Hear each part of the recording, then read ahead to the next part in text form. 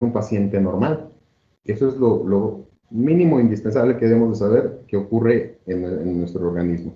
Ahora vamos a ver qué es lo que pasa con una paciente o un paciente con diabetes. Posibilidad uno es que el páncreas no produce insulina.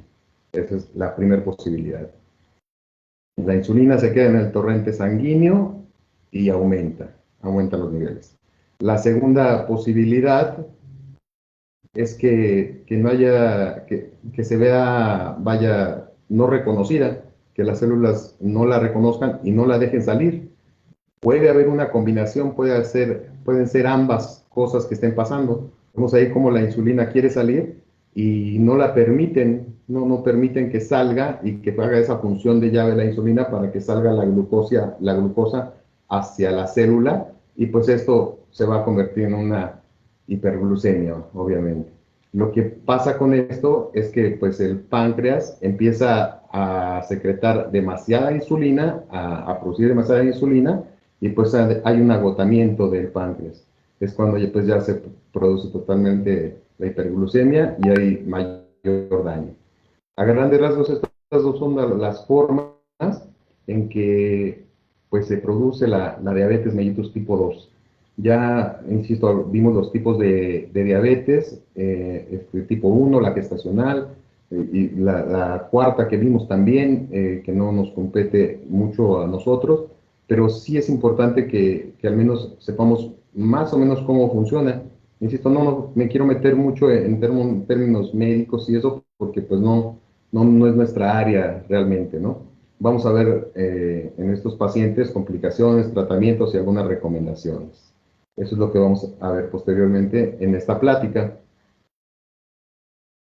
La siguiente, por favor.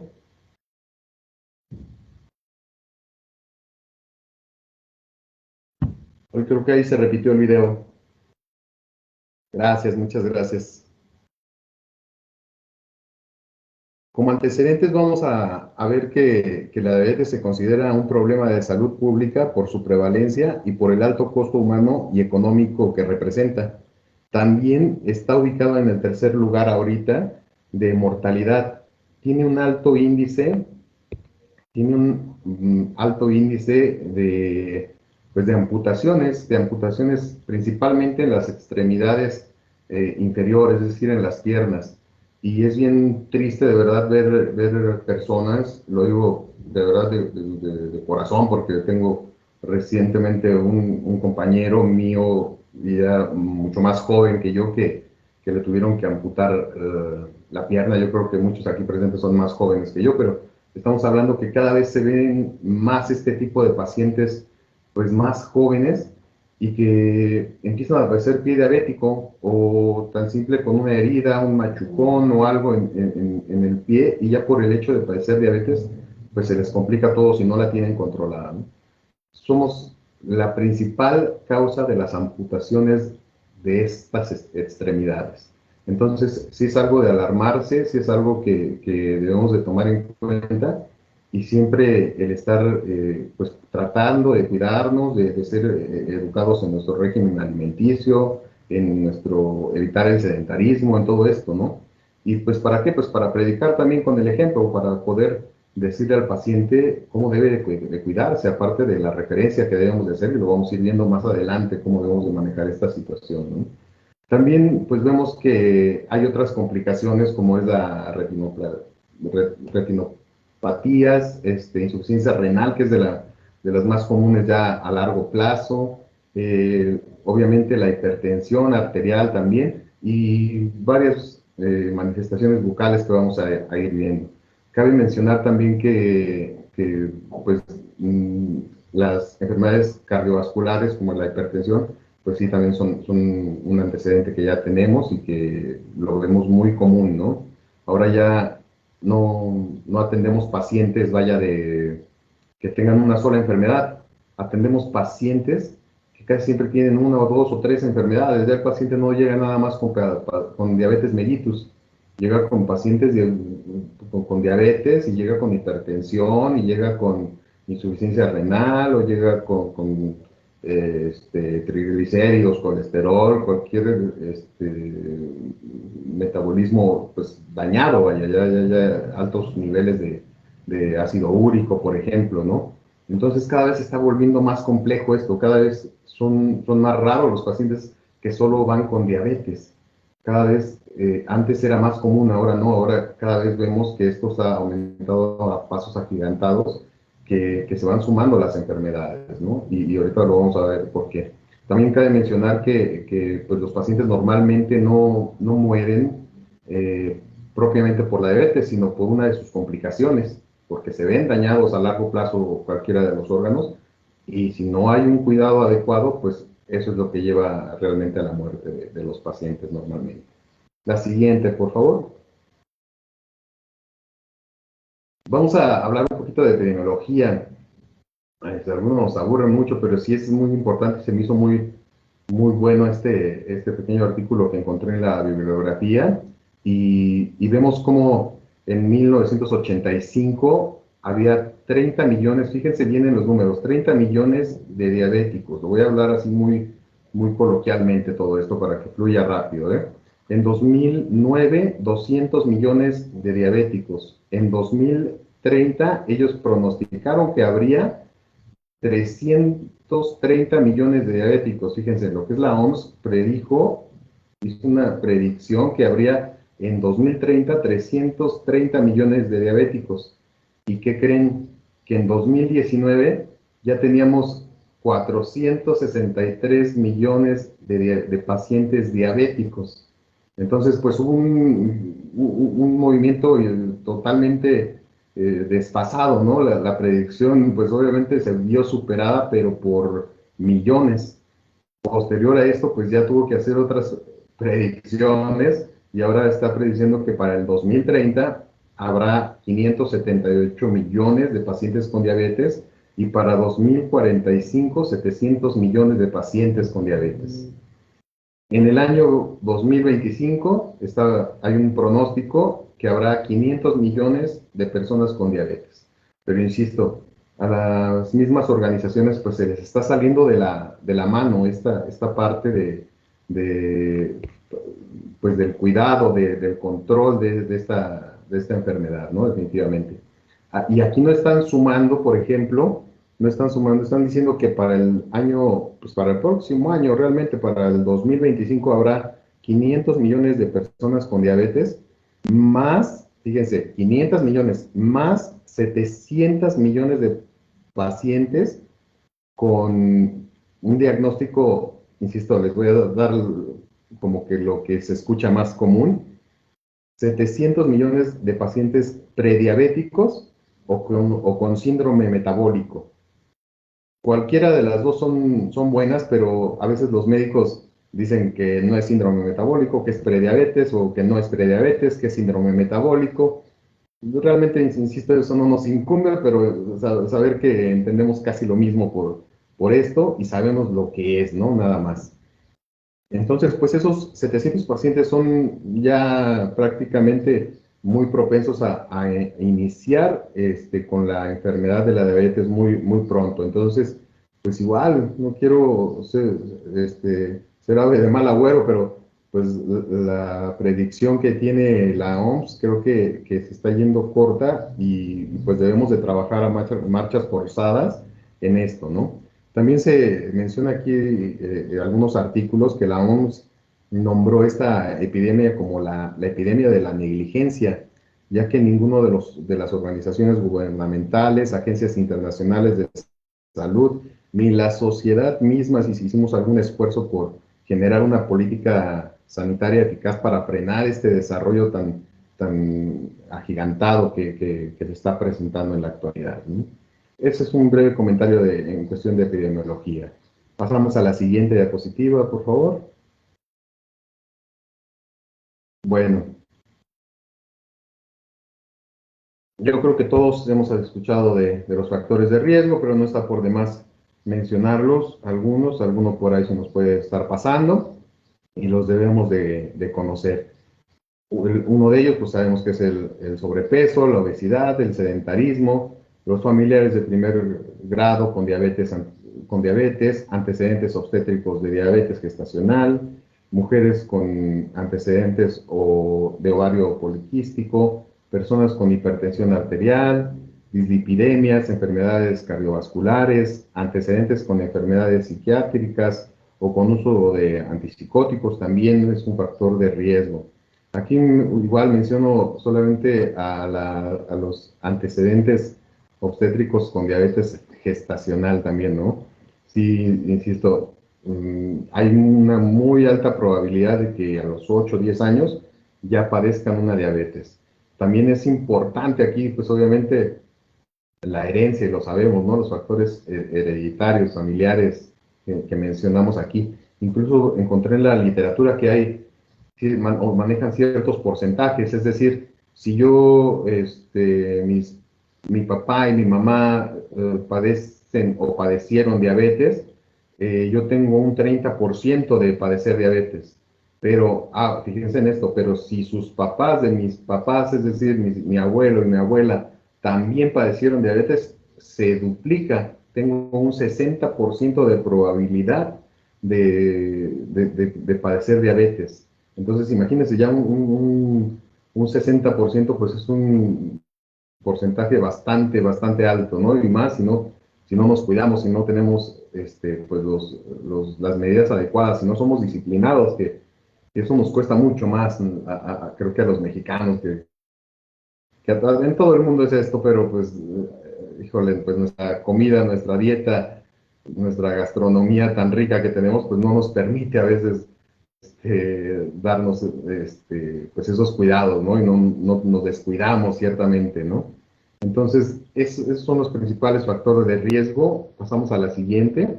No quiero dejar fuera el tabaquismo, pero sí lo puse en punto y aparte porque es otro tema que es de suma importancia. ¿Cómo afecta el fumar tabaco a los niveles de glucosa y las complicaciones en la diabetes? Pues obviamente sí lo perjudica. Hay peores niveles de glucosa, ya se ha demostrado, mayor resistencia a la insulina, los niveles de hemoglobina glucosilada también pues se elevan, vaya valga la redundancia.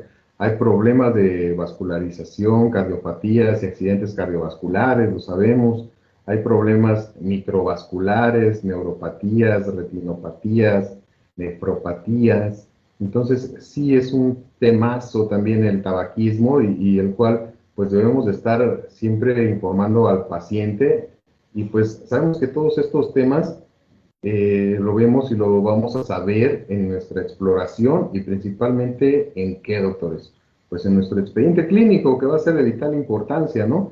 Y ahí es donde nos va a arrojar, pues, todos estos antecedentes o todos estos hábitos o malos hábitos que tenga el paciente, y es donde nosotros, pues, tenemos que ir haciendo conciencia a los pacientes, tenemos que ir tratando de educarlos a cada uno de los pacientes. Esa es la clave del éxito para atender y seguir atendiendo a estos pacientes. Pasamos a la siguiente, por favor.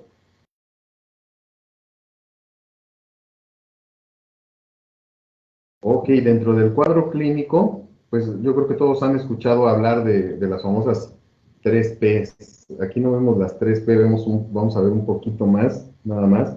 El cuadro clínico, los signos o síntomas del paciente varían dependiendo del tipo específico de la diabetes que padezca, pero en general incluyen lo que sí son las 3P, la poliuria, la polidipsia, la polifagia.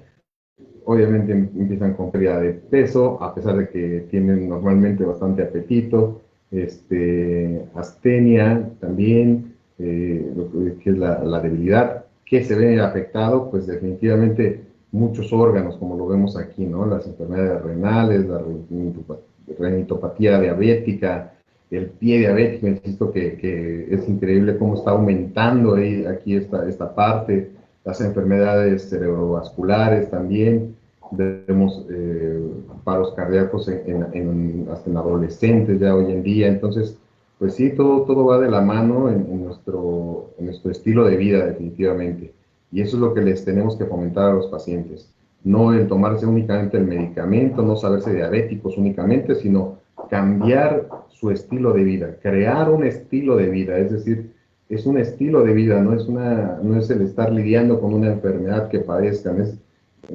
cambiar todo a un estilo de vida, y si lo logran, de verdad que ellos van a ser los que se van a cuidar pues mejor, y no van a depender totalmente del médico o del especialista endocrinólogo, que es el caso, y que no muchos tienen la fortuna de tener acceso a ellos, ¿no?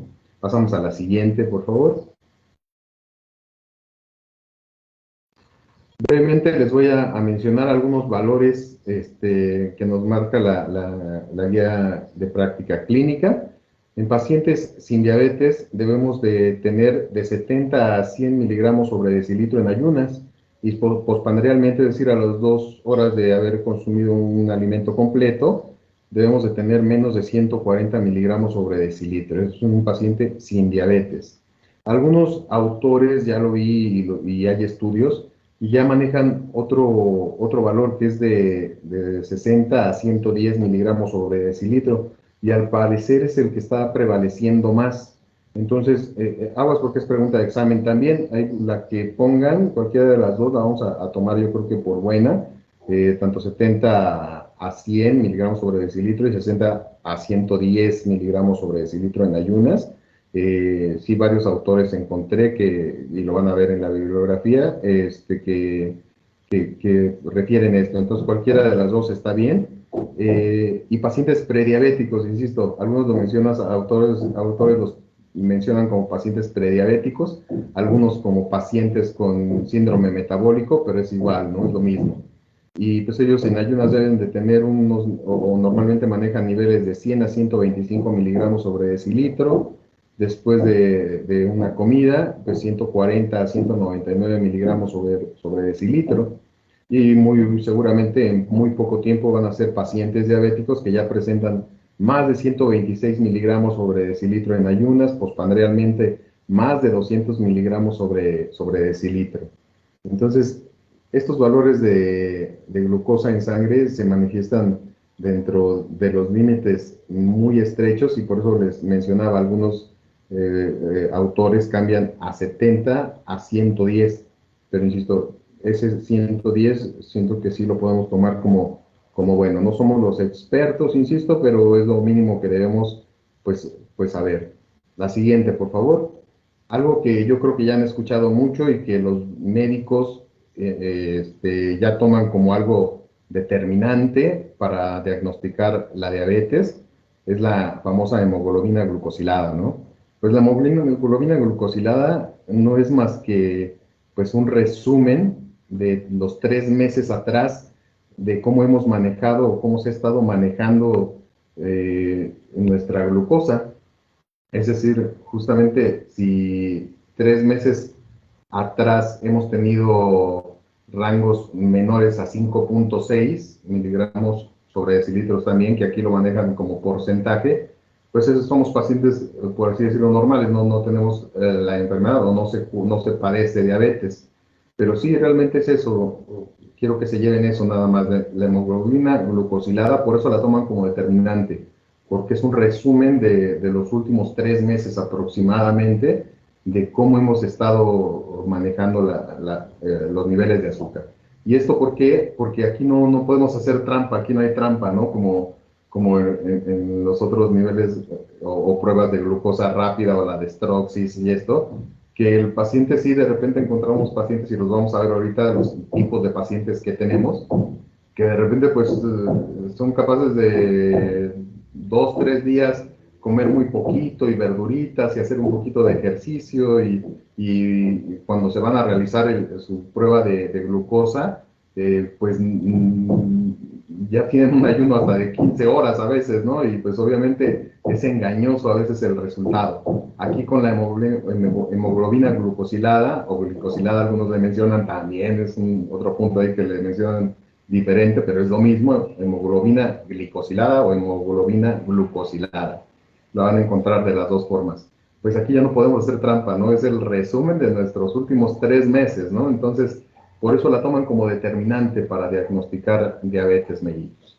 Pasamos a la siguiente, por favor. No, perdón, nos quedamos en esta. En pacientes prediabéticos o con síndrome metabólico, vemos que los niveles son de 5.7 a 6.4, y en pacientes ya con diabetes diagnosticados o que vamos a dar como diagnosticados, es un rango mayor a 6.5.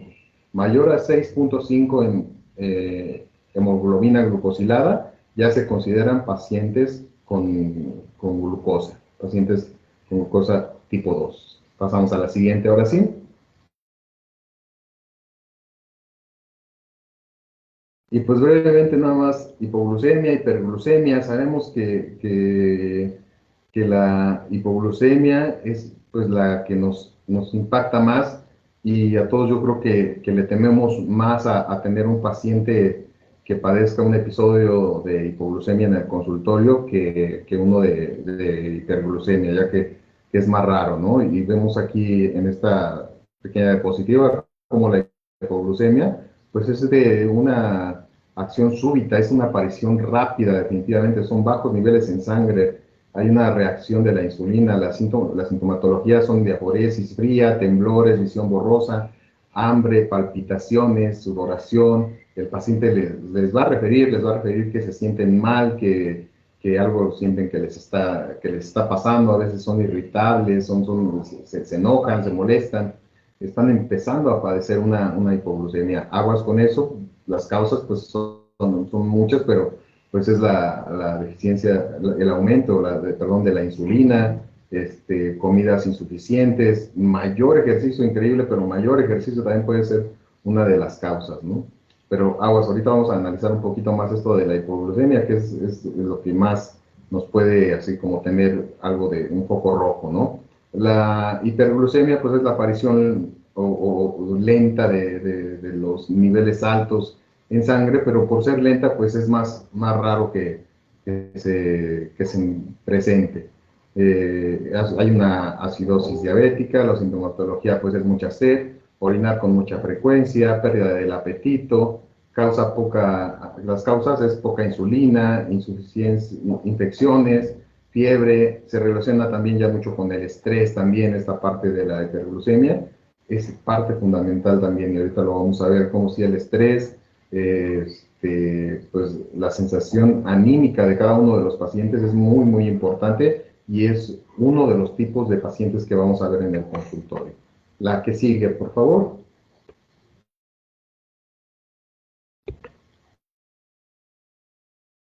Vamos a hablar un poquito aquí del tratamiento de la hipoglucemia. Vamos a ver dos tipos de pacientes con hipoglucemia, y vamos a ver cómo los atenderíamos en el consultorio dental. El tratamiento para la hipoglucemia, escuchen bien en la primera parte, sin pérdida de la conciencia. ¿Qué es lo que vamos a hacer con estos pacientes que están padeciendo una hipoglucemia pero no tienen pérdida de conciencia? Pues hay tres opciones. Se puede aportar de 10 a 15 gramos de hidratos de carbono vía oral, 2 comprimidos de glucosa, 2 a 3 tomas de 5 gramos, o la 3, alguna bebida, no es comercial, pero es la Coca-Cola, la más eficaz, o algún juguito de naranja, 150 mililitros. Aquí pues realmente lo vemos muy en términos médicos y con los gramajes y las dosis, pero pues realmente con que tengamos ahí sí un juguito de naranja, un dulce o algo, si no hay pérdida de conciencia en un paciente que esté padeciendo hipoglucemia, le podemos dar o administrar este dulcecito, hasta algunos mencionan que abajo de la lengua, o darle una Coca-Cola, unos traguitos de Coca-Cola, y normalmente se regulan, pero hay que estar siempre al pendiente de la sintomatología de los pacientes y siempre estar preguntándoles qué es lo que tienen, ¿no? Entonces, ese es lo que se realiza con un paciente que está padeciendo hipoglucemia, pero no hay pérdida de conciencia. Ahora, ya complicándose un poquito más, cuando hay una pérdida de la conciencia, ¿qué es lo que se hace? Pues lo primero es definitivamente se nos sale de nuestras manos y hay que llamar a las asistencias. Hay que llamar a 911 o hay que llamar al médico que tengamos en nuestra unidad, o hay que llamar mínimo a las enfermeras para que nos asistan y llamen al médico o cualquier cosa, pero hay que que llamar a alguien más, hay que llamar al médico o a las asistencias definitivamente. Pero mientras llegan las asistencias, pues tenemos que canalizar al paciente en teoría o tenemos que inyectarlo para elevar lo más rápido que pueda sus niveles de glucosa.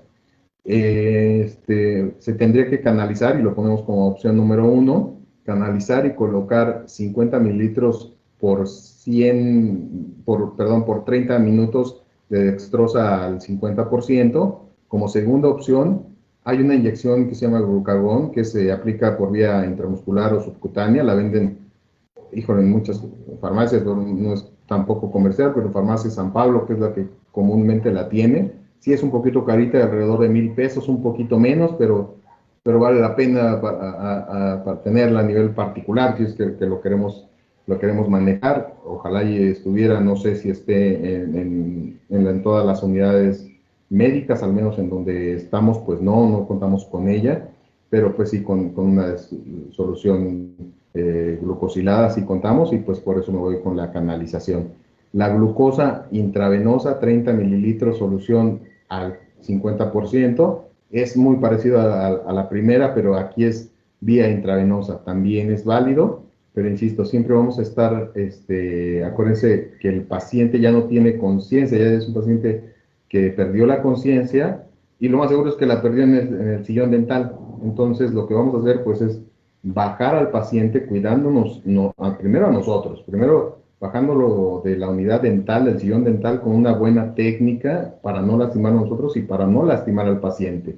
Hay que estarlo monitoreando totalmente, siempre con el oxímetro, con el baumanómetro. Insisto, por eso es que ya se le llama a alguien más, que deberíamos nosotros de tener todo esto, y ya es muy fácil de obtenerlo.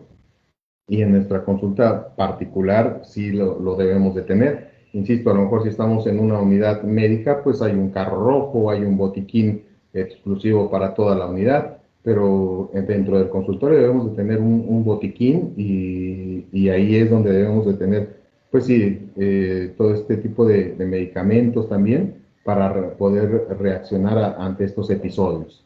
La siguiente, por favor.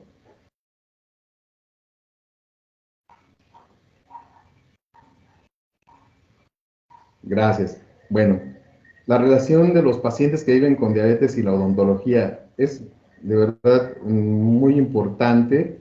Saber que el odontólogo pues debe orientar de la relación de las enfermedades sistémicas con la salud bucal. Hay que, insisto, estar encima de los pacientes y decirles por qué es tan importante, ¿no? El que tengan una buena salud bucal y que estén acudiendo al odontólogo, pero que siempre tengan buenos niveles de glucosa, y que se estén cuidando, que se estén tratando, que estén en un control con su médico tratante, ¿no? Si hay un especialista, pues qué mejor, ¿no? Pero con el médico general normalmente es más que suficiente para que tengan este control. El desarrollo de infecciones puede complicar el tratamiento de las enfermedades sistémicas, y eso pues para nosotros va a ser pues muy difícil poder tratar a este tipo de pacientes. Pasamos a la siguiente. Ok, y aquí es como el parteaguas, digo yo, de cómo vamos a aterrizar todo esto que ya supimos, que ya sabemos, a nuestro entorno meramente odontológico. Pues sí, partiendo desde el expediente clínico definitivamente, o el expediente odontológico, que debe de estar siempre integrado al expediente clínico médico familiar, definitivamente en todas nuestras unidades, eso es como lo marca la norma. Y dentro de nuestro expediente clínico sabemos que en las, pues vaya, el interrogatorio, y de ahí vamos a tener muchas sospechas, ¿no? Cuando ya tenemos sospechas porque pues vemos una enfermedad periodontal, porque vemos o percibimos un aliento septónico, porque el paciente nos refirió que sí tiene antecedentes heredofamiliares, porque el paciente, insisto, pues tuvo diabetes gestacional, si es en este caso mujer, pues ya son focos de alerta para nosotros, ¿no? Y que no podemos pasar desapercibidos definitivamente, y no podemos atenderlos normalmente. Debemos de tener, como lo dice y lo vemos en la segunda imagen, una somatometría completa y unos signos vitales completos. ¿A qué me refiero con esto? Pues todo lo que ya sabemos, pero también de cajón la destroxis, una prueba rápida de glucosa también, para saber qué niveles tiene la pacientita o el pacientito en este caso, y poderlo atender con más confianza. Pero aún así, si en ese momento puede tener buen nivel de glucosa, pues lo podemos atender y sin mayor problema con un paciente normal, llenando el consentimiento informado y todo lo médico, legal que nos compete y que sabemos que nos protege en nuestro expediente clínico. Pero si ya vimos esos focos rojos y la paciente o el paciente dice que no están diagnosticados con diabetes, nosotros aguas y aguas con esto, porque nosotros no se los vamos a decir, pero lo vamos a referir, lo vamos a atender, pero porque está manejando buenos signos vitales y porque no tiene altos niveles en glucosa, al menos en ese momento, aunque sí presente pues como que focos rojos que podemos estar sospechando, ¿no? Si no tiene altos niveles de glucosa, lo podemos atender y no va a tener normalmente ninguna complicación. Entonces lo atendemos, pero sí lo referimos al médico general mínimo, ¿sale? Aquí es importante recalcar que cada vez estos mitos pues de la competencia o el roce que se tenía con los médicos generales, pues cada vez es menor, ¿no? Y eso es algo que se debe de agradecer, creo yo, porque los médicos cada vez nos refieren más pacientes. Sabemos que los médicos luego, híjole, no es por menospreciar definitivamente a nadie, pero sí sabemos nosotros más del área médica que los médicos del área odontológica, y yo creo que todos lo sabemos y lo hemos visto en nuestras unidades médicas, ¿no? A veces sí, ellos no tienen tanto el conocimiento y pues obviamente por su formación ellos ven otras cosas que nosotros no vemos obviamente, pero no tienen mucho conocimiento de nuestra área o tienen la básica nada más, ¿no? Y a nosotros pues en nuestros planes de estudios de nuestras universidades sí nos hacen ver mucho más cosas relacionadas obviamente directamente con la medicina y por eso pues no nos sorprendamos que cada vez esta relación es más amigable, más gentil. Pero ahora también dicen que el peor enemigo de un odontólogo luego es otro odontólogo. Aguas con eso, ya hay que romper ya ese dicho, ¿no? Definitivamente creo que no estamos aquí para atacarnos, ni para echarnos tierra, ni para criticarnos, realmente todo debe ser constructivo y pues vaya, aquí lo sabemos que estamos en la casa del jabonero y aquí el que no cae resbala y a todos nos puede pasar diferentes situaciones y de verdad pues vaya, al único odontólogo que no le pasa nada, ¿a quién es? Pues sí, efectivamente, doctores, al que no trabaja, al que no ejerce su profesión, ¿no? A los que ejercemos, créanme que nos van a pasar muchísimas cosas. Y a mí me van a pasar unas, a la doctora Cari le van a pasar otras, al doctor Marco Antonio de Temascalapa le van a pasar otras, a diferentes colegas les van a estar pasando algunas situaciones. Entonces, pues vaya, lejos de vernos como competencia, como rivales, como esa parte, pues es apoyarnos, ¿no? Pero sí es bien importante tener eso. Perdón, aquí me están llegando un pequeño saludo, gracias. Saludos a los compañeros de Mérida que me están mandando saludos pues bueno, saludos, aquí me interrumpieron un poquito, perdón. También a Guerrero, al doctor Marco, a los compañeros de Guadalajara, también saludos. Gracias. Vamos a continuar aquí brevemente. Saludos a los compañeros de la jurisdicción Zumpango. Pasamos a la siguiente diapositiva. Como lo vimos, el odontólogo, y lo sabemos mucho, ¿no?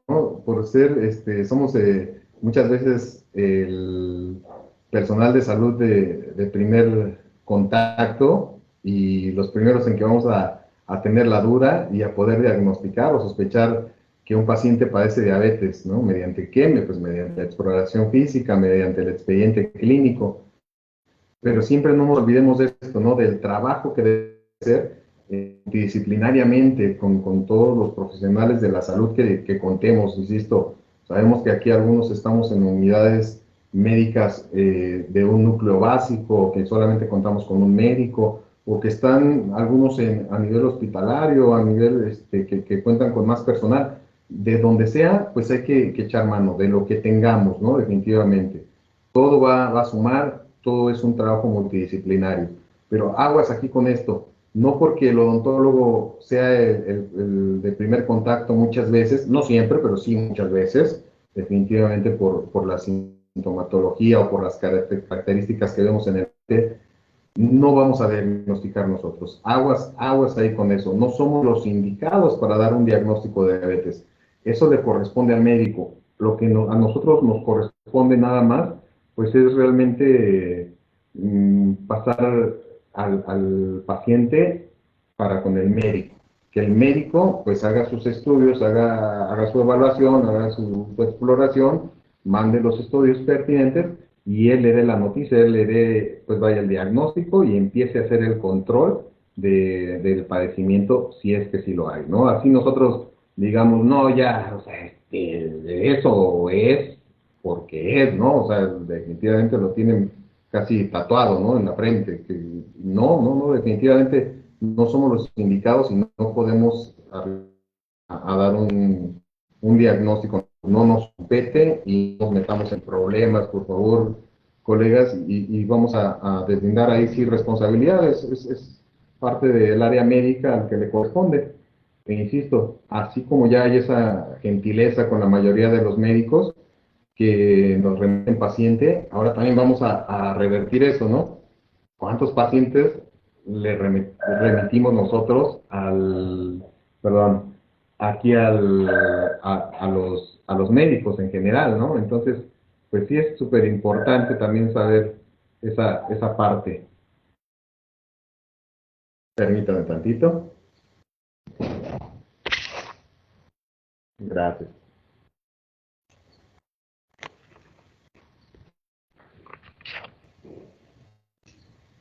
Perdón. Gracias. Este. Perdón, muchas gracias.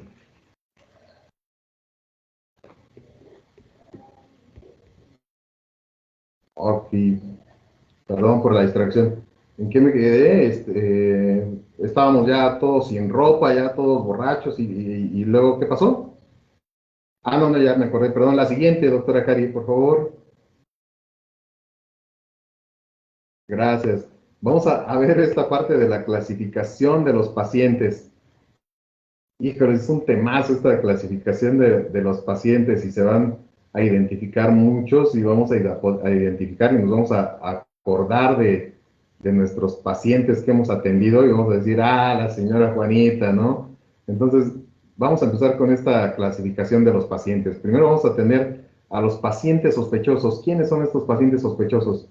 Pues los pacientes sospechosos justamente son, son pacientes que por su condición bucal nos pueden hacer sospechar que padecen diabetes, ya que pueden presentar resequedad bucal, aliento cetónico, alguna enfermedad periodontal. A esos son a los pacientes que se les llama pacientes sospechosos. Fíjense, me parece que son 6 tipos de pacientes, o la clasificación se divide en 6. Vamos a ver de cuáles han tenido ustedes. Yo creo que de todos, o al menos sí de 3 o 4, yo creo que sí. Pasamos a la siguiente, por favor.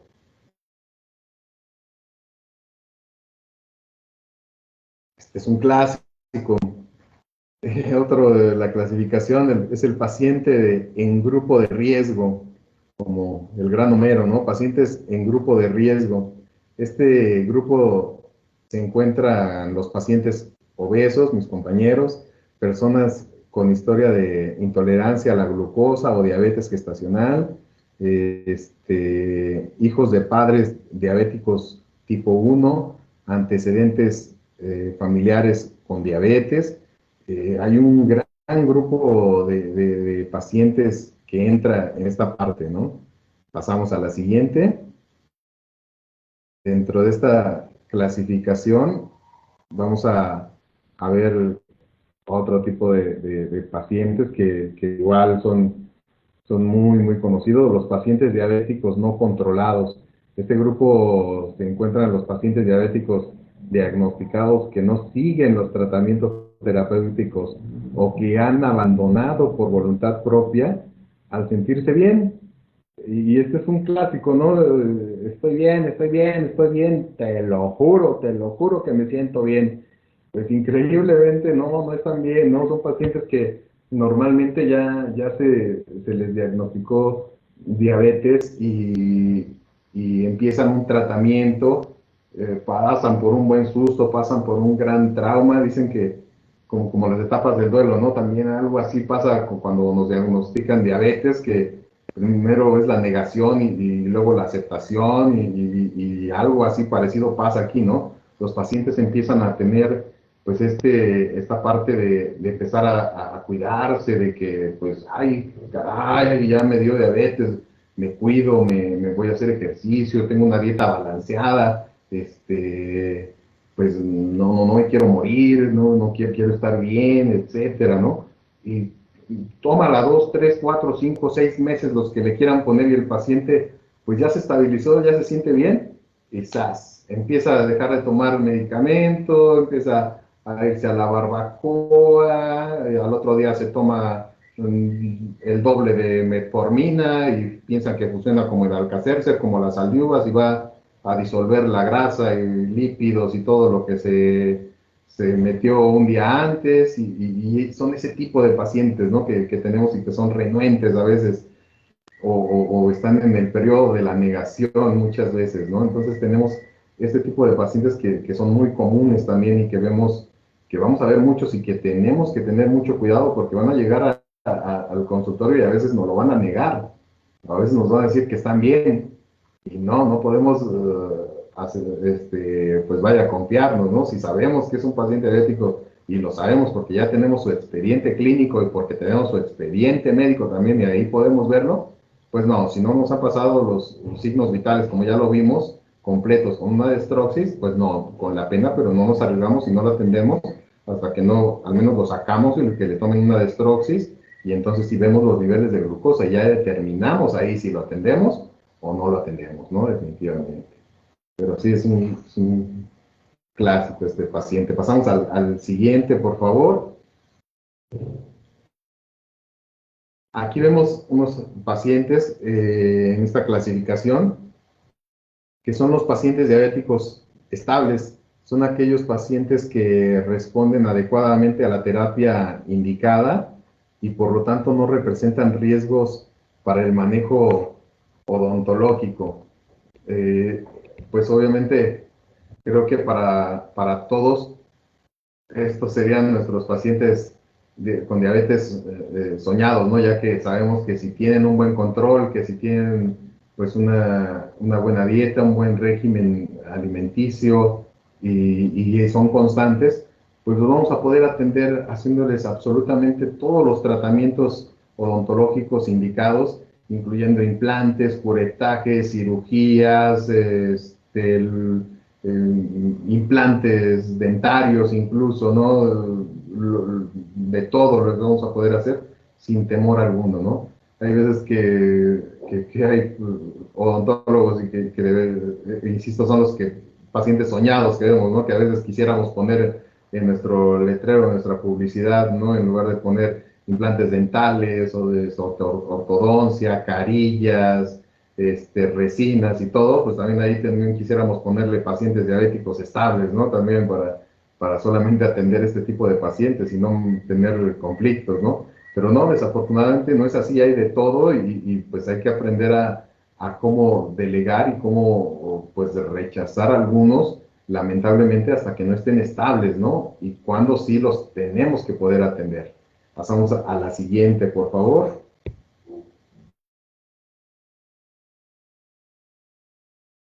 Y bueno, pues los pacientes que les vale, ya lo vimos también, ¿no? Pero son diferentes, porque estos son pacientes que sí les vale, pero los clasifican como pacientes diabéticos mal controlados y que están bajo tratamiento médico.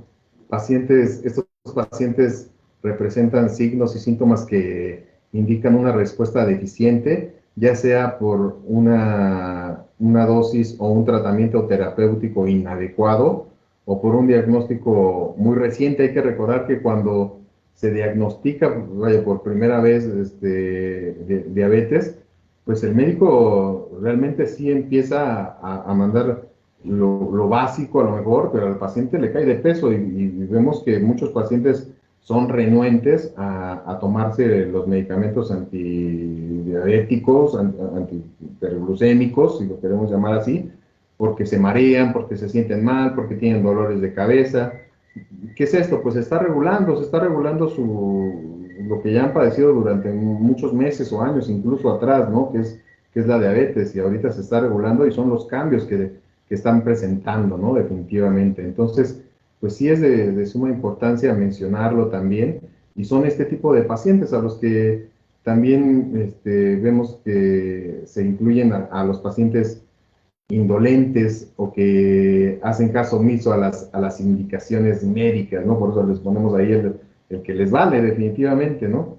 Entonces, sí hay que tener mucho cuidado también con este tipo de pacientes, y insisto, son también algunos, pues, que se les acaba de diagnosticar la diabetes y que están en ese proceso de ver cuál es el medicamento, o el médico está, ojalá fuera el endocrinólogo, ¿no? Un especialista, el que está en el proceso de ver cuál es el medicamento más adecuado para el paciente, ya que así como nosotros personalizamos nuestros tratamientos odontológicos, pues ellos también hacen o deberían de hacer eso con cada uno de los pacientes diabéticos. Pasamos a la siguiente, por favor.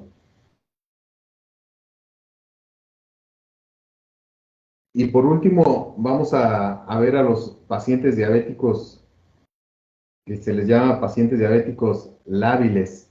Estos pacientes responden y son responsables, perdón, y son comprometidos con su tratamiento médico, muy parecido a un grupo que ya vimos, ¿no? Pero a pesar de esto, son altamente susceptibles a descompensaciones, a tener variaciones de sus niveles de glucosa debido a estados emocionales. Por eso les decía, aguas con estos estados emocionales, con el estrés, con la ansiedad, y también se ve mucho en niños, en ancianos, en deportistas y en algunos otros profesionales también, ¿no? Entonces, sí son pacientes, vaya, que tienen un régimen, que son educados, que tienen un estilo de vida ya, pero lamentablemente sí llegan a sufrir ciertas descompensaciones, muchas veces por la edad, o por los estados de ánimo también, ¿no? Entonces, igual, son pacientes diabéticos lábiles, les llamamos nosotros, y hay que tener esos cuidados nada más, ¿no? No tenemos tanto problema con ellos, pero sí puede que nos llegue de repente un pacientito con elevados niveles de glucosa, y sea por estrés emocional que tuvo un día antes, ¿no? Entonces, pues no la vamos a atender, vamos a recomendarle, sí, definitivamente tranquilizarse, estar tranquila, y reprogramar la consulta, ¿no? Definitivamente. Pasamos a la siguiente. Vamos a ver parte de las manifestaciones bucales en pacientes que viven con diabetes. Pues la salud bucal es básica, ¿no? Lo sabemos todos, y pues el alimentarse, aparte de ser algo rico, pues va a ser de suma importancia para los pacientes con diabetes, ¿no? Y esto es para que ellos tengan un buen control de la glucosa. Ya sabemos que pues depende del equilibrio de la alimentación y de la insulina disponible, y pues esto es mediante nuestra alimentación. Si tenemos un malestar odontológico, un dolor de muelas, cualquier tipo de malestar, pues no va a haber una buena masticación, no va a haber una buena trituración, por ende no va a haber una buena digestión ya en nuestro sistema digestivo. Obviamente hay veces que el paciente incluso deja de comer por algunos malestares, ¿no? Definitivamente. Entonces, pues es importante que hagamos conciencia en esos pacientes, y que no los abandonemos también, ¿no? Que no nos arriesguemos ni los arriesguemos a ellos, que es lo principal y que estamos haciendo, porque no estamos rechazando consultas, sino estamos asegurando la salud propiamente de nuestros pacientes, pero sí es importante que los sepamos manejar definitivamente y que sepamos que es súper importante la cavidad oral, porque pues es donde, por donde entra, como ya lo vimos, nuestro aporte alimenticio, ¿no? Y fundamental para el equilibrio de los niveles de glucosa. La siguiente, por favor. Y pues nada, lo clásico, ¿no? De las enfermedades o manifestaciones o alteraciones que vamos a ver en nuestros pacientes, definitivamente son oportunistas estas patologías, estas manifestaciones, lo vamos a ver ahorita, y aunque no son exclusivas, por así decirlo, aquí lo mencionan con otra palabra, pero es eso, como lo dicen aquí, patognomónicas, ¿no? Solamente quiere decir eso, ¿no? No son exclusivas de la enfermedad de la diabetes, pero es decir, lo puede padecer para cualquier otro paciente, pero en los pacientes con diabetes, pues sí son muy comunes y lo vemos aquí, ¿no? Las enfermedades periodontales, lo sabemos y lo vemos muy, muy a diario, la serostomía también, la caries, el aumento de caries o la rapidez con la que avanza la caries, la candidiasis bucal, la mucormicosis, la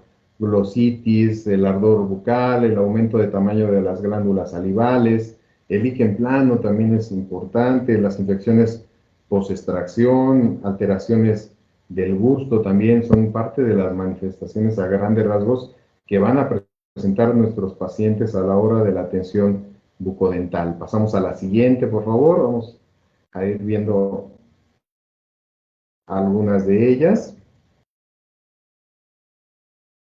Y pues vemos aquí la gingivitis y la periodontitis, que está por demás decirles lo que es, ¿no? Pero la gingivitis es un tipo de enfermedad periodontal caracterizada por la inflamación de las encías y causa sangrado, edema, rubor, exudado a cambios o en el control normal y ocasionalmente, pues malestar, definitivamente. Si lo dejamos que avance, normalmente, pues pasa al estadio que nosotros le llamamos periodontitis. Es una enfermedad oral inflamatoria crónica que destruye progresivamente el aparato de soporte dental, es decir, pues el tejido blando empieza a haber una reabsorción, por consiguiente también el tejido óseo, es decir, el hueso, el soporte que está dando a los dientes también se ve afectado y empieza a reducirse, como lo vemos aquí en la imagen, ¿no? Ya hay una pérdida de hueso forzosamente abajo, pero pues hay que tratarla definitivamente, hay que tratarla. Hay pacientes que los podemos tratar definitivamente siempre y cuando estén bien controlados y tengamos buenos niveles de glucosa. Si no, pues no. Si no hay una urgencia, es mejor tratarlos médicamente o con farmacología, con farmacoterapia y remitirlos al médico para que controle sus niveles de glucosa y podamos atenderlos nosotros, ya hablando de un raspado dializado, un curetaje abierto o algo así, algo más invasivo, ¿no? Donde principalmente pues, involucremos un sangrado más extenso, es donde debemos de tener un poquito más de cuidado. Pasamos a la siguiente, por favor. Ok, la serostomía y la caries. No tengo problema en compartirles, colegas, amigos y compañeros de toda la República, de verdad, me están llegando, tengo un grupo, perdón, tengo un grupo de toda la República donde nos dedicamos a dar algunos pequeños cursos, también les voy a compartir mi correo, pero si me quieren compartir su correo al final en los mensajes, con todo gusto les paso la presentación. Siempre le he dicho que no somos perfectos, que no lo sabemos todo, pero pues podemos seguir estudiando y sacarlos de algunas dudas, ¿no? Y esto es un trabajo en equipo, no tengo problema en compartirles y enviarles la presentación, de verdad, espero que pues que nos sirva a todos y que si algo de poco conocimiento que un servidor pues podemos tener, pues les sirva de verdad, esto es para todos y y el conocimiento siempre debe de trascender, si no estaríamos estancados en la prehistoria, ¿no? Creo yo.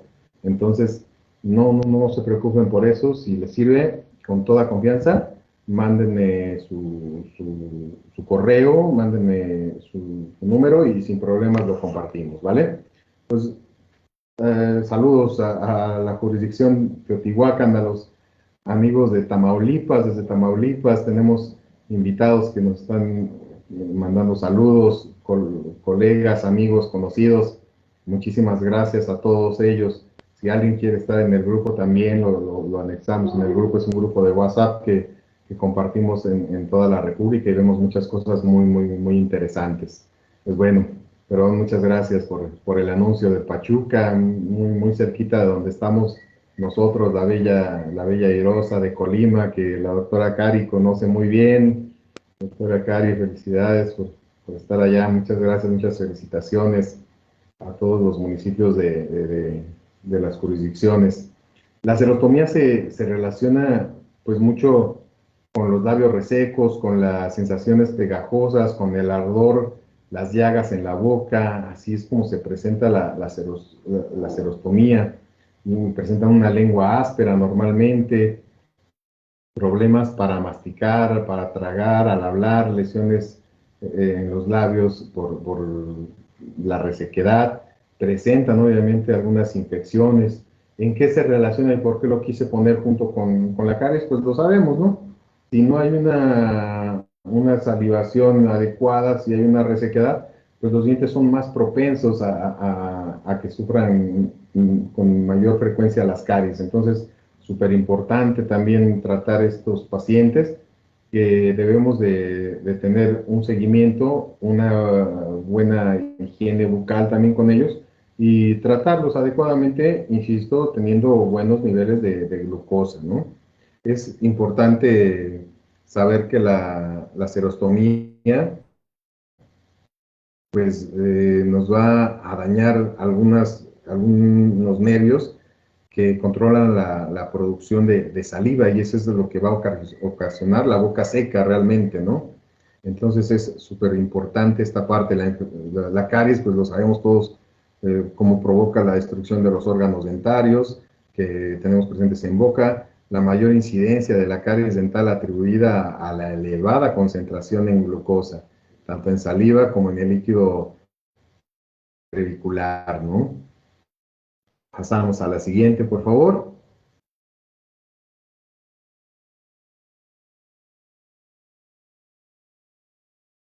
Gracias. Y bueno, pues vamos a ver también que vamos a presentar, se nos van a presentar pacientes con candidiasis oral.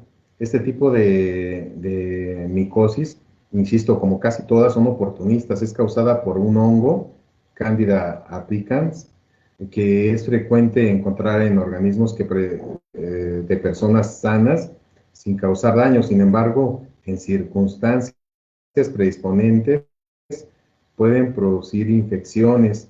Aguas aquí, insisto, son oportunistas. Si hay una baja de defensas, si es un paciente inmunodeprimido, pues precisamente es eso, no son oportunistas y se van a presentar con mayor frecuencia. Aguas con esto, y sí lo podemos tratar, creo que aquí todavía dentro de nuestra consulta de primer nivel, ahorita vamos a ver esta parte, pero también vemos en esta diapositiva la mucocircosis, que sí es de mucho cuidado. Cuando veamos una pequeña lesión de este tipo o algo así, ya vamos a referir a segundo nivel definitivamente. No hay que buscarle, no hay que ver más, no hay que remitir al médico de nuestra unidad, hay que pedir la asistencia con el médico únicamente para que se vaya a nivel hospitalario y sea atendido ahí, ¿no?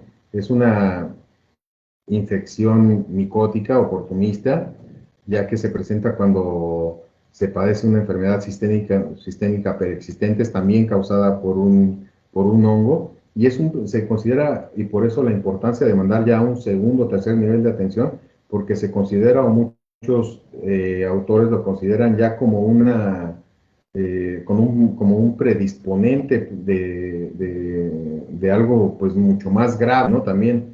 Entonces, sí es importante que se mande de inmediato a nivel hospitalario, ¿vale? Pasamos a la siguiente. lo que les decía de la candidiasis oral, ¿no? ¿Por qué considero yo que sí la podemos tratar? Pues porque los pacientes con prótesis dentales se pueden llegar a formar placas blanquecinas debajo de las prótesis sobre las encías, así como en la lengua. Estas placas blanquecinas se desprenden con mucha facilidad, metiendo una gasa enredada en nuestro dedo y se desprende la masilla, el tejido blanquecino, pero sí quedan muy sensibles la mucosa, con posible sangrado, enrojecimiento, ardor, muy seguramente, ¿no? Pero se les puede mandar tratamiento. El tratamiento son antimicóticos tópicos, higiene oral, y pues obviamente una nueva prótesis en este tipo de paciente, como lo vemos en la imagen, ¿no? Que es desdentado. El tratamiento pues es la nistatina, el ketoconazol, y pues obviamente las adecuaciones en su higiene oral. Es importante ver estos pacientes que son clásicos también, ¿no? Y que llegan a veces hasta presumiendo al consultorio dental ya con sus placas y dicen, no, yo ni necesidad tuve de acudir al dentista, mis dientes se me caían solos, yo me los quitaba con los dedos, yo me los sacaba solitos y hasta orgulloso te lo dicen, ¿no? De que nunca tuvieron esa necesidad. Híjole, pues, o sea, lo sabemos nosotros nada más que, pues lejos de sentirse orgullosos, pues si es como que de penita ajena o da penita ajena, ¿no? El decirles, pues es que no estabas bien, hijo, pues estabas mal, necesitabas una atención odontológica para no perder todos tus dientes y quedar desdentado a la edad que tengas. Y ahora, hoy en día hay pacientes pues a la edad de 20, 30 años, o ya no tienen ningún órgano dentario, ¿no? Entonces, pues sí, sí es importante hacerles saber eso y pues sí, insisto, siento que estos pacientes sí se pueden tratar con estos medicamentos. Insisto, les comparto la presentación y sin problema por si se les llega a presentar algún tipo de estos casos y vean que sí funciona, realmente sí funcionan estos medicamentos. Pasamos a la siguiente, por favor.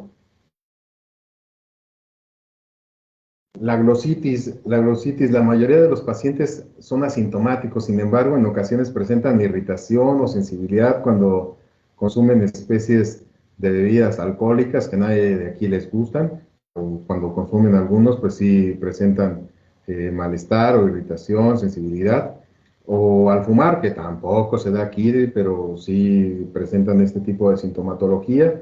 La glositis, pues induce a la respiración bucal y esta pues a la resequedad bucal, por ende, pues se ven afectados, se sigue afectando la glositis y pues, se ven afectados pues también otras cosas, ¿no? Como el aumento de la caries, el daño periodontal, el daño en la encía, también se ve afectado por esta necesidad de que se vuelvan respiradores bucales, los llamamos nosotros, ¿no?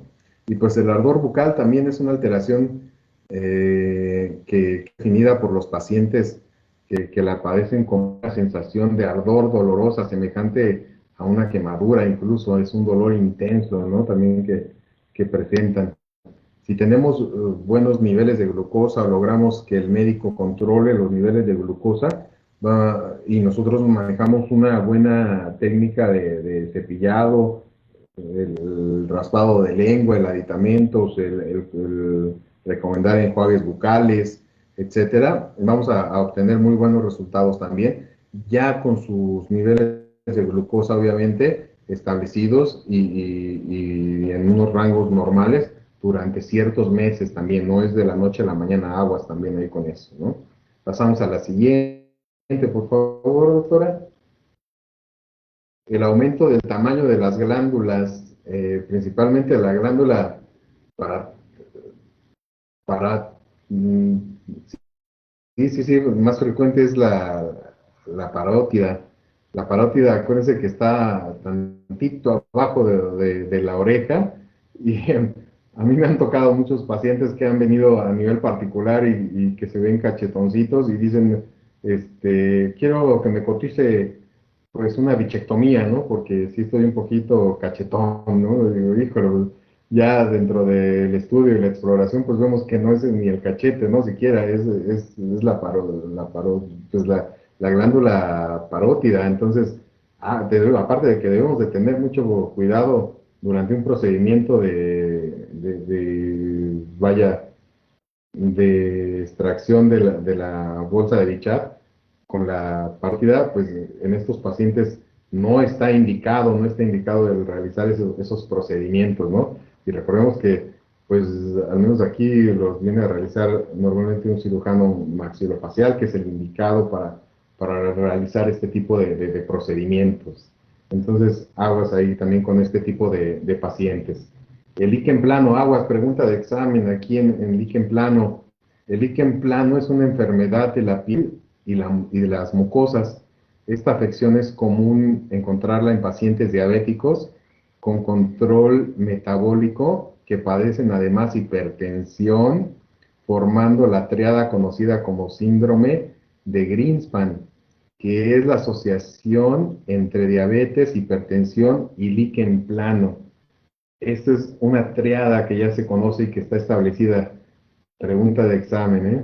Acuérdense que el líquen plano sí también es referir a nivel hospitalario, referir a segundo nivel, porque se considera el líquen plano como ya un precursor o algunos autores en el área médica lo consideran como un precursor de algo maligno, de un CA, de un cáncer realmente, ¿no?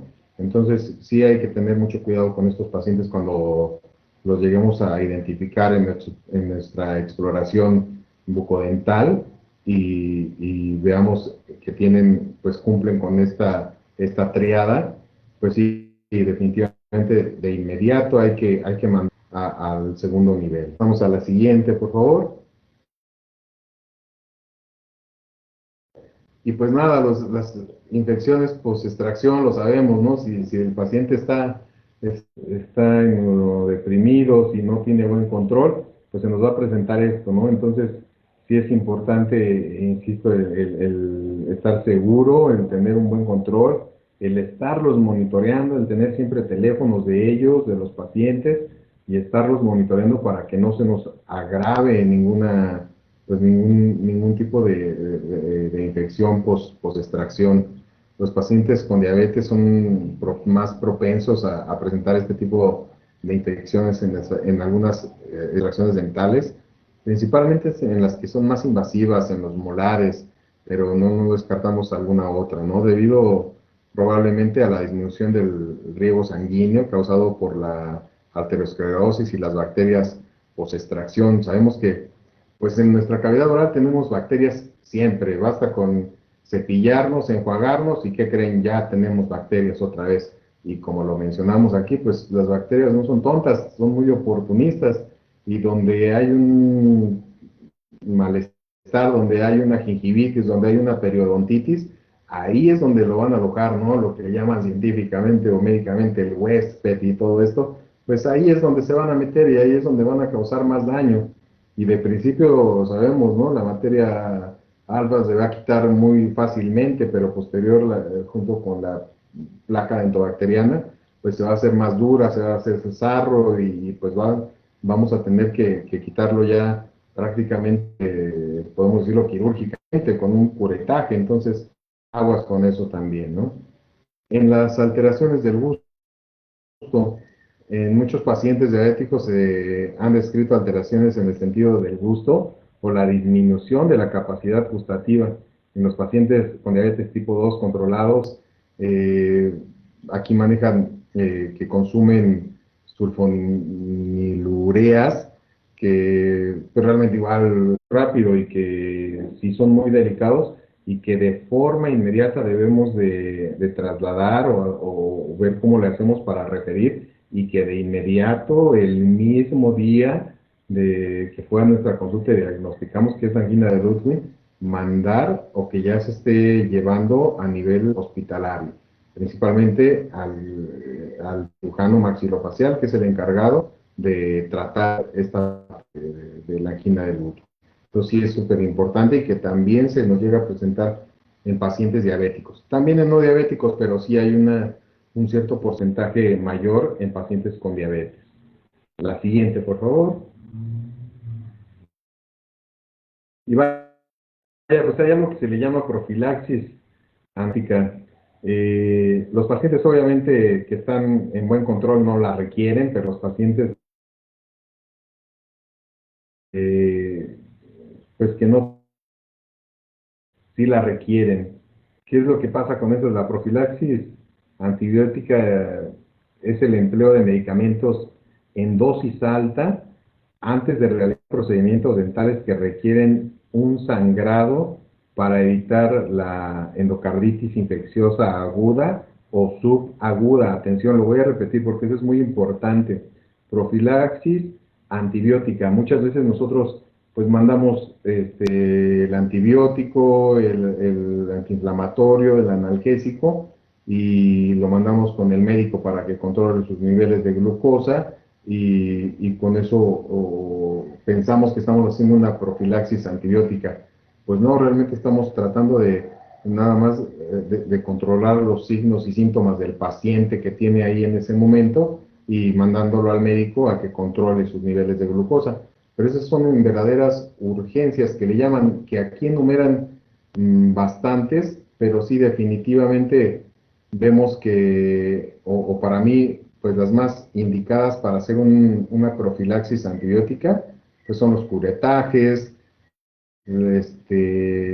las extracciones, las cirugías, las vías de acceso que se llegasen a hacer. Es decir, ya cuando realmente hay un dolor pues bastante insoportable y tenemos que atenderlos, o hay un absceso bastante pronunciado y que sabemos que tenemos que drenar para que nos funcione realmente lo que es pues el antibiótico, ¿no? Entonces, sí hay una profilaxis antibiótica, la cual pasamos a la siguiente diapositiva, por favor, la cual pues les voy a dejar aquí un pequeño resumen de lo que se debe de mandar.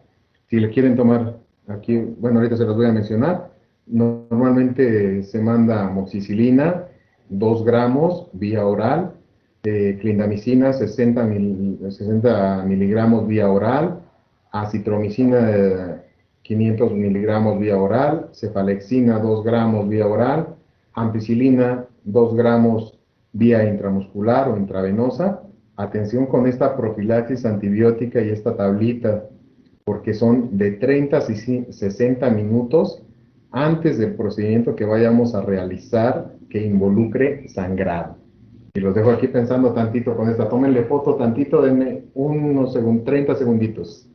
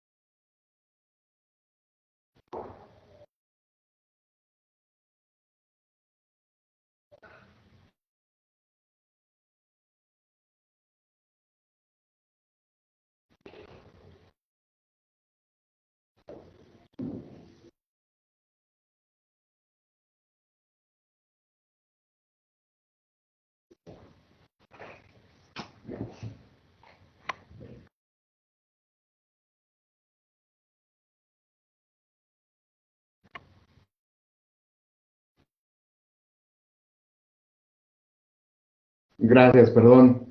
Pues esta es la profilaxis antibiótica, insisto, está en la literatura, está en la guía de práctica clínica más actual, como lo vamos a ver al final en nuestra bibliografía, pero sí, como lo vimos en la anterior diapositiva, si me la pueden regresar, por favor. Creo que pues un coretaje puede esperar, una endodoncia puede esperar, a lo mejor una extracción compleja que venga con la urgencia sí es válido, pues un implante dental, pues con mucho más razón, creo que se hace siempre bajo planeación, trasplantes dentarios, pues obviamente también, los injertos de hueso también. Esto aplica así también para pacientes inmunosuprimidos, como pacientes con SIDA, con lupus eritematoso, que pacientes que estén en quimioterapia, inmunosupresores por medicamentos también, pues prótesis cardíacas, también aplica esta profilaxis antibiótica y nos funciona muy, muy bien. Acuérdense lo que les comenté de esta profilaxis antibiótica, la que realmente sí es antibiótica y no la que mandamos por 8 días.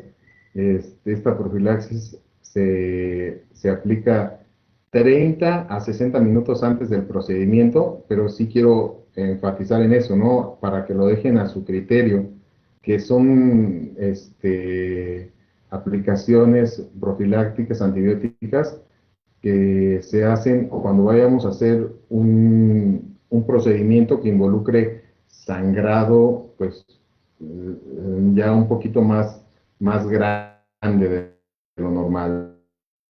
Si vamos a hacer a lo mejor hasta una extracción simple, pues no se requiere, mejor si se manda al médico que se controle un poquito y se realiza, pero si es por verdadera urgencia y ya vimos que o lo vamos a tratar o lo vamos a tratar, pues nos protegemos con esta profilaxis antibiótica. Pasamos a la siguiente, por favor. Y la siguiente. Ahí está, muy bien. No, una antes, perdón. Muchas gracias. Pues vaya, igual ya, no se esperen, no falta mucho, insisto, vamos a compartir la presentación, algunas recomendaciones vamos a hacerles muy personalmente dentro de esta conclusión. Saludos a la doctora Razo, a la doctora Cristi, mi jefa en estos momentos. Doctora Cris, muchas felicidades, gracias por la atención siempre recibida, a los que me invitaron a esta gracias, siempre vamos a estar a la orden, estando como activos actualmente haciendo un trabajo estupendo, la odontología, como yo creo que a todos nos apasiona, pero pues nunca dejamos de aprender, siempre tratamos de estar a la vanguardia y tratando de estar siempre en educación continua en todos los, ¿no? Pero vamos a hablar un poquito aquí ya de la conclusión. ¿Qué es lo que les quiero concluir como recomendaciones personales también? Pues siempre tener un termómetro, el oxímetro, el baumanómetro, el glucómetro. Creo que es algo fundamental y que ya está al alcance de todos. Digo, no es comercial, pero hay muchas promociones para adquirirlos ya en Mercado Libre, igual no es comercial, pero se adquieren y son de muy buena ayuda y son de muy buena calidad. Pongo aquí las dos imágenes del botiquín y el carro rojo, porque normalmente ahí es donde deben de estar estos insumos, pero si no, los pongo los dos porque a veces, insisto, en nuestras unidades, pues solamente vemos que hay un botiquín, ¿no? Y a lo mejor es pues por el número de núcleos básicos, porque es algo pequeño, porque es una casa de salud, porque es un simple centro de salud, que es en donde yo estoy actualmente como operativo y muy contento, la verdad.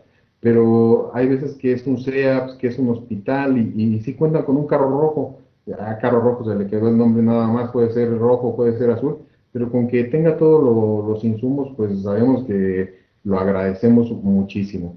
El estar monitoreando siempre a nuestros pacientes con diabetes, así pasen con unos buenos niveles de glucosa, de verdad que es lo recomendable. Tener el oxímetro, tener el baumanómetro de pulsera y cada 10 minutos, cada 15 minutos, estarlo poniendo, el baumanómetro, y pues el oxímetro sí, de estarlo ahí para monitorearlo, ¿no? Durante todo el procedimiento que vayamos a hacer. Definitivamente, como bien lo sabemos, la reanimación cardiopulmonar, no sabemos en qué momento, como les comenté, un paciente con hipoglucemia se nos complique y pierda la conciencia. Acuérdense, pierde la conciencia, pero no los signos vitales. Pero se puede complicar y puede empezar a perder signos vitales y tenemos que empezar a hacer reanimación cardiopulmonar. Entonces debemos de estar capacitados siempre en todos estos temas. Sabemos que por norma oficial debemos de tener este tipo de capacitaciones mínimo cada 2 años, gracias a la doctora Razo, lo sé, y una de mis mentoras también. Sabemos que es súper importante, ahora ya es el BLS, antes llamado RCP, pero también vemos que en la Cruz Roja, en algunos ayuntamientos de protección civil los brindan. A veces no son gratuitos, a veces es simbólico el pago, pero también sí hay que tenerlo en cuenta, siempre estar actualizados y siempre tenerlo vigente. Mínimo cada 2 años lo marca la norma, ¿no? Y también en nuestros estados, saludos a Michoacán también, muchas gracias doctores, colegas, amigos en Morelia. Es importante tener este tipo de cursos y el BLS definitivamente es el más recomendable, a lo mejor el más actual, pero vaya, la Secretaría de Salud nos admite también el de la Cruz Roja, el de Protección Civil y el de RCP de algunas instituciones que estén avaladas por la Secretaría de Salud. Entonces, sí hay que valorarlo y siempre tenerlo en cuenta. Tener el número, y fíjense bien importante, aquí lo puse como el 911, pero siempre el tener el número para pedir asistencias, no recomiendo nada más tener el 911 en el lugar, en el municipio, en el estado que estemos, pues siempre lo tenemos, lo que primero que tenemos que hacer es relacionarnos con Protección Civil, con el municipio, con la Cruz Roja, si es que la hay, para tener los teléfonos directos, porque no es lo mismo llamar al 911 y en lo que ellos enlazan la llamada hacia el municipio, hacia la alcaldía, en el caso de la Ciudad de México. Saludos a los doctores de la Ciudad de México, maestro Alfonso, maestro Salvador Delgadillo de Clínica Dental perfectamente conocida. Muchísimas gracias, doctor, por el saludo. Siempre es importante tener los números directos de los servicios médicos que van a llegar más rápido, en lugar de llamar al 911 y que estén triangulando las llamadas, vamos a tener el de primera elección siempre, eso va a ser fundamental para que tengamos una mejor respuesta. Es como una recomendación y una conclusión meramente pues personal para con ustedes y que quiero pues compartir. ¿Alguna otra recomendación que quiero hacerles? Pasamos a la siguiente diapositiva. En particular, yo no recomiendo realizar por ningún motivo mm, tratamientos de implantes o ortodoncia a pacientes diabéticos, insisto, y volvemos a lo mismo, no controlados o levemente controlados o medianamente controlados o como lo quieran ver ustedes en la clasificación, pero que no tienen un estilo de vida ya definido y que sabemos que no lo van a hacer, ¿no? Que van a tardar mucho más.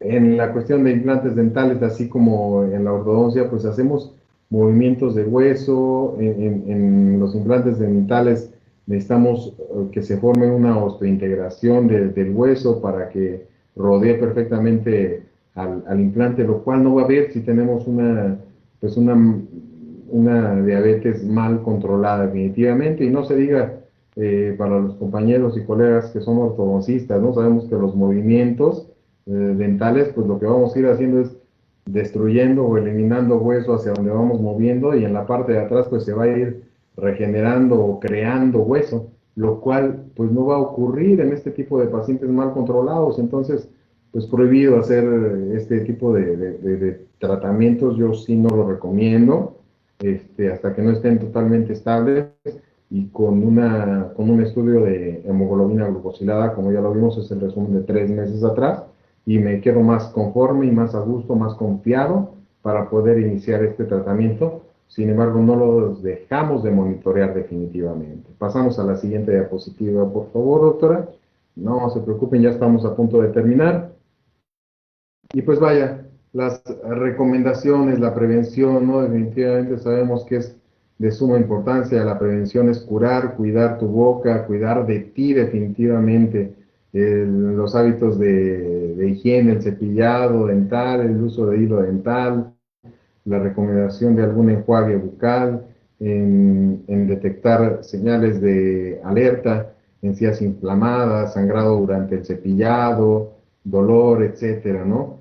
Las visitas periódicas para descartar la aparición de manifestaciones dentales, pues también se las tenemos que hacer mínimo cada 6 meses. Yo lo recomiendo cada 4 meses en los pacientes que padecen diabetes para tener un buen control, y creo que me ha funcionado. La verdad es que no ha habido queja, y se trabaja muy bien y no nos cuesta nada el que sean 2 meses menos, ¿no? Definitivamente en estos pacientes es súper importante. Obviamente este es el control de seguimiento únicamente. Ya cuando el paciente tiene pues la boca relativamente sana, ¿no? Cuando ya lo dimos de alta, pues únicamente su seguimiento en lugar de 6 meses, háganlo cada 4 meses, doctores. Les va a funcionar, vamos a tener un mejor control. De verdad los invito a que implementen esa parte, y van a ver la diferencia y lo agradecido y lo importante que se van a sentir los pacientes para con nosotros, ¿no? Entonces es bien importante también el buscar el estado de ánimo de los pacientes, y que se sientan apapachados, que se sientan pues identificados con nosotros también, ¿no? Pasamos a la siguiente, doctora.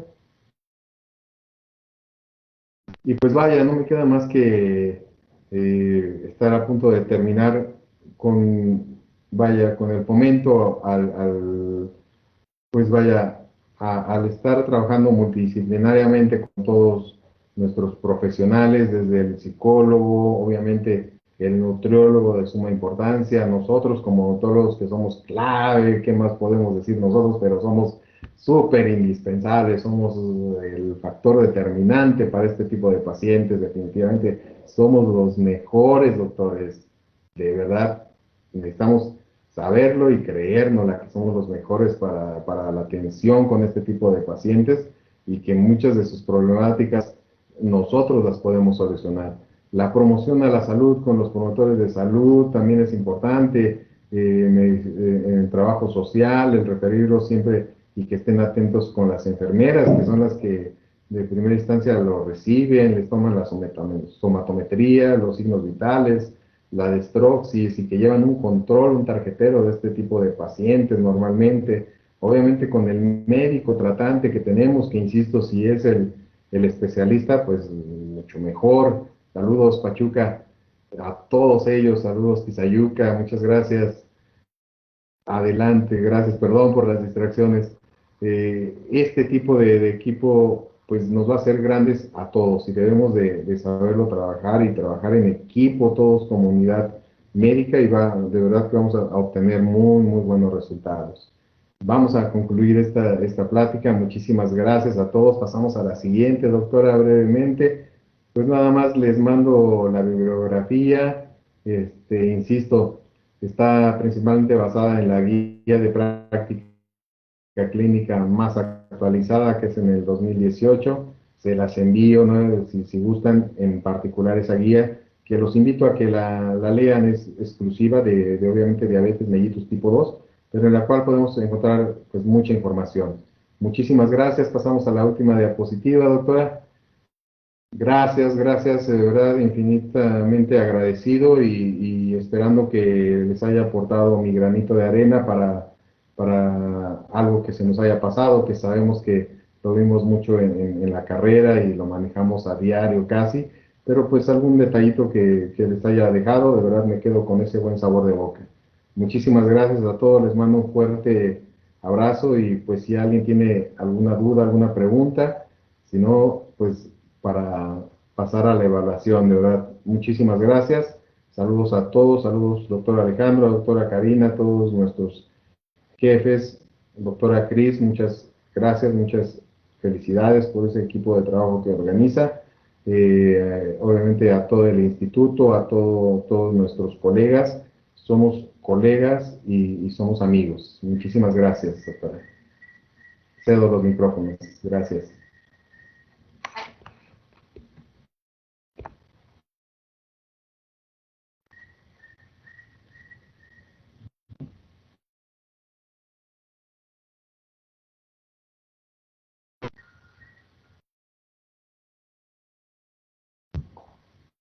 Ahora dígame que no se Karina, escucha. sí.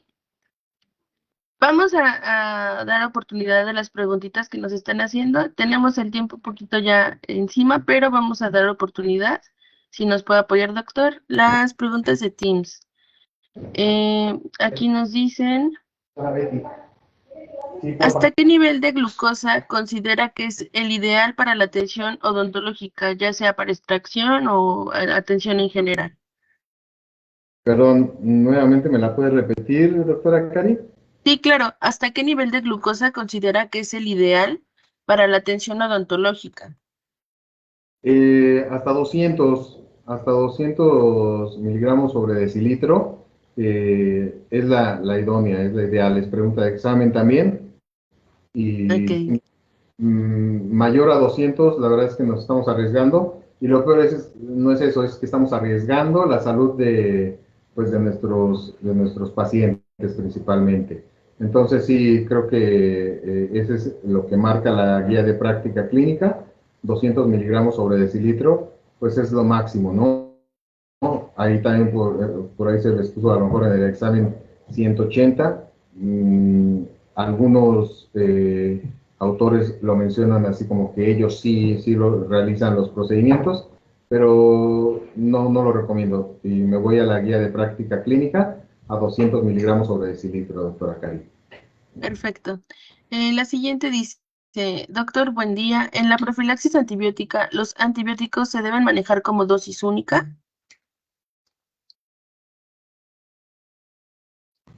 Sí, exactamente, dosis única y se refiere precisamente a su médico tratante, doctora.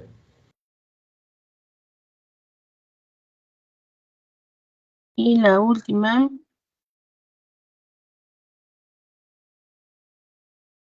a un paciente con marcapasos e hipertenso, paciente controlado por cardiólogo, ¿qué indicaciones extras a las mencionadas debemos de tener?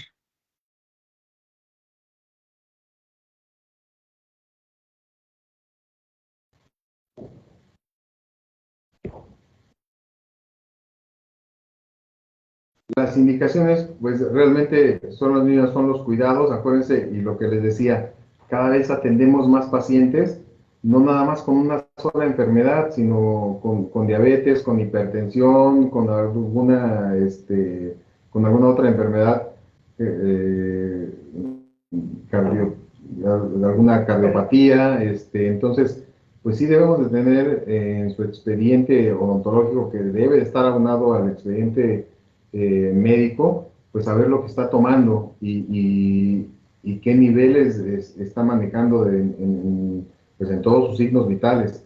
Eso va a ser fundamental para la atención dental. No sé si respondí ahí a tu pregunta, doctora. Sí, doctor, gracias. Le mandan muchas felicitaciones de muchos lados. Le agradecen su ponencia y piden si puede compartir su correo para que puedan directamente contactarlo. Y continuamos con preguntitas de Facebook. Claro, sí, les comparto mi correo en el chat.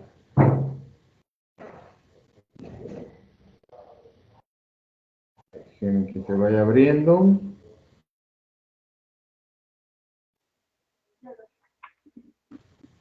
Continuando con las preguntas de Facebook, doctor, en lo que escribe su correo.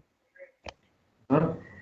La pregunta es, en un paciente diabético con necesidad de extracción de varias piezas, ¿cómo valoraría la extracción del número de piezas por consulta y la necesidad de antibiótico post-extracción? Me repite lo primero, doctora, lo escuché muy bajito. En un paciente con necesidad de extracción de varias piezas, ¿cómo valoraría la extracción del número de piezas por consulta? Híjole, no, ahí me voy más por extracciones seriadas. Si vamos a hacer un procedimiento quirúrgico, hay que planearlo a lo mejor, pero pues no podemos estar arriesgando al paciente cada 15 días a algún evento, ¿no? Entonces, vamos a planearlo, vamos a controlar sus niveles de glucosa y programamos un procedimiento quirúrgico a lo mejor sí más invasivo, pero garantizando que tenemos ya niveles de glucosa establecidos y nos vamos con extracciones seriadas y hasta regularización de procesos junto con lo que conlleva todo esto, la sutura, hasta injerto de hueso y sin problema lo podemos manejar de esa forma, doctora. Muy buena pregunta. Gracias, doctor. Y otra es, ¿qué debe contener un carro rojo? Híjole, es un temazo, no acabaríamos, doctor, es otro tema. Ahí cuando me gusten invitar, hacemos otra plática. El carro rojo definitivamente son muchos los medicamentos, desde epinefrina, antiglucemiantes, las soluciones de Stroxis, pues la venoclisis para canalizar. Sí, la verdad es que es otro mundo ahí. Eso viene y nos lo enseñan normalmente en el curso de RCP o ahora llamado BLS. Por eso es que hicimos énfasis en tomar este curso y que por norma lo debemos de tomar todos los odontólogos cada 2 años.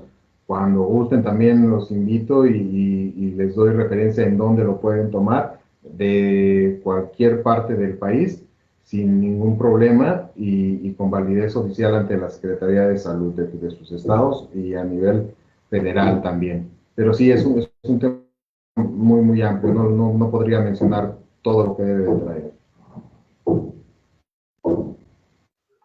Gracias, doctor. Una última de Facebook. ¿Se puede realizar extracción a una paciente mujer con niveles de hemoglobina de 10 en caso de una urgencia o habrá que esperar?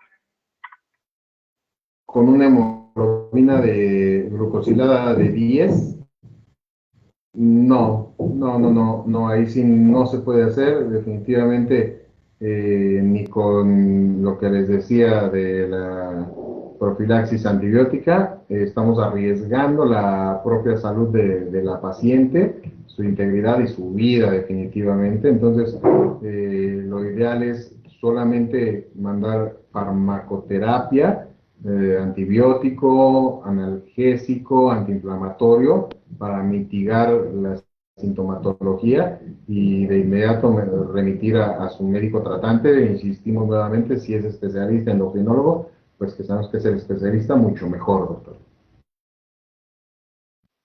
De acuerdo, gracias. Pues son todas las preguntas que tenemos de Facebook.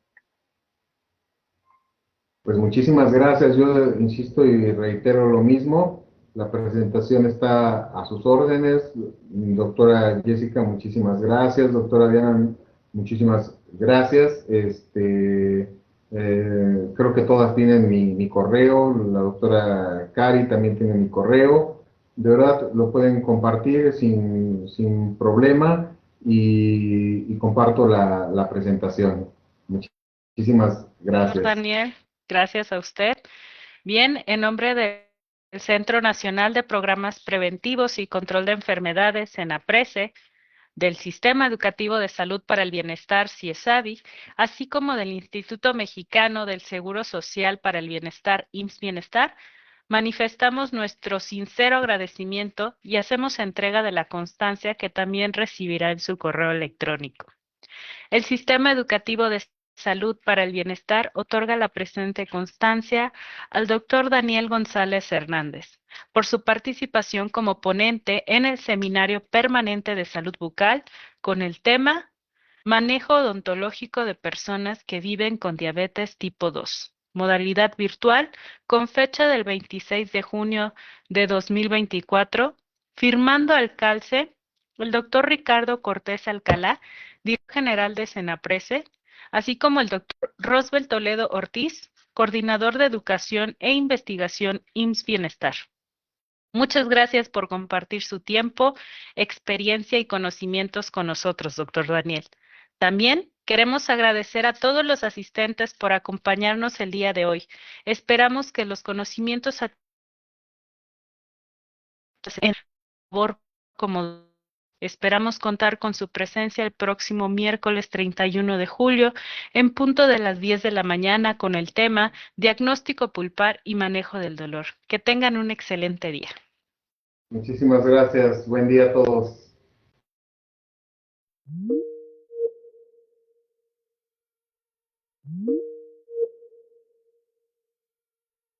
Mm-hmm.